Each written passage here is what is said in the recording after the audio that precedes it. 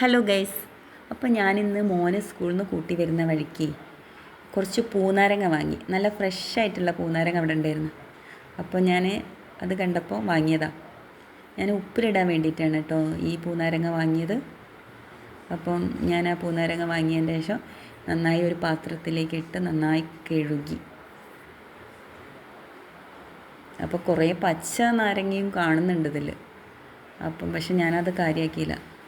ആ കഴുകിയ നാരങ്ങ നല്ല വൃത്തിയുള്ള ഒരു തുണീനെ കൊണ്ട് തുടയ്ക്കണം കേട്ടോ. ഒരു തീരെ വെള്ളം ഉണ്ടാവാൻ പാടില്ല ഈ പൂനാരങ്ങ ഉപ്പിലിടുമ്പോൾ.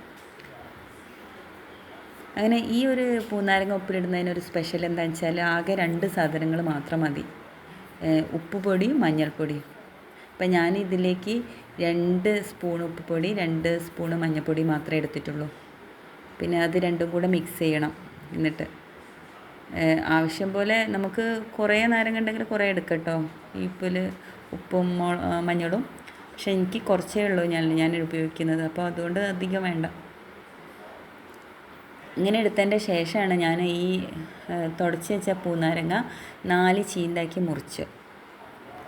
എല്ലാ നാരങ്ങയും ചീന്താക്കി മുറിച്ചതിൻ്റെ ശേഷമാണ് ഞാൻ ഈ മഞ്ഞൾപ്പൊടിയും ഉപ്പ് പൊടിയൊക്കെ ഇടാൻ തുടങ്ങിയത്. എന്താ വെച്ചാൽ ഇത് നമ്മൾ ആദ്യം എടുത്ത് വെച്ചിട്ടുണ്ടെങ്കിൽ പിന്നെ പ്രശ്നമില്ലല്ലോ, ഇടലേ ഉള്ളൂ ഉണ്ടാവുക.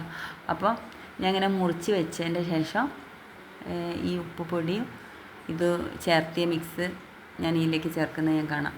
ഈ ഒരു പൂനാരങ്ങ ഉപ്പിലിടുന്നതിനൊരു സ്പെഷ്യൽ ഉണ്ട് കേട്ടോ.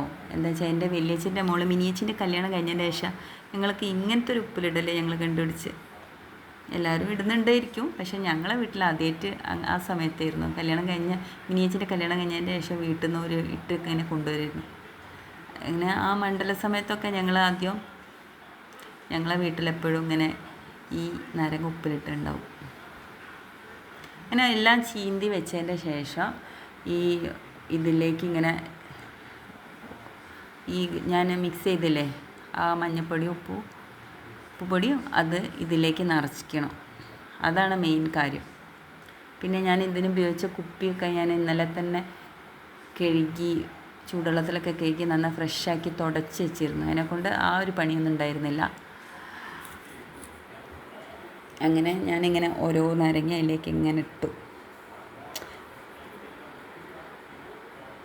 ഇത് ഈ പച്ചക്കറീൻ്റെ കൂടെ അല്ലേ നല്ല ടേസ്റ്റാണ് ഈ ഒരു നാരങ്ങ. എന്താ വെച്ചാൽ ഈ നാരങ്ങൻ്റെ ആ പുളിയുപ്പും മഞ്ഞളാണ് പിന്നെ നമ്മളെ ശരീരത്തിനൊക്കെ നല്ലതാണല്ലോ. അപ്പോൾ എനിക്ക് ആദ്യമൊക്കെ ഭയങ്കര ഇഷ്ടമായിരുന്നത്.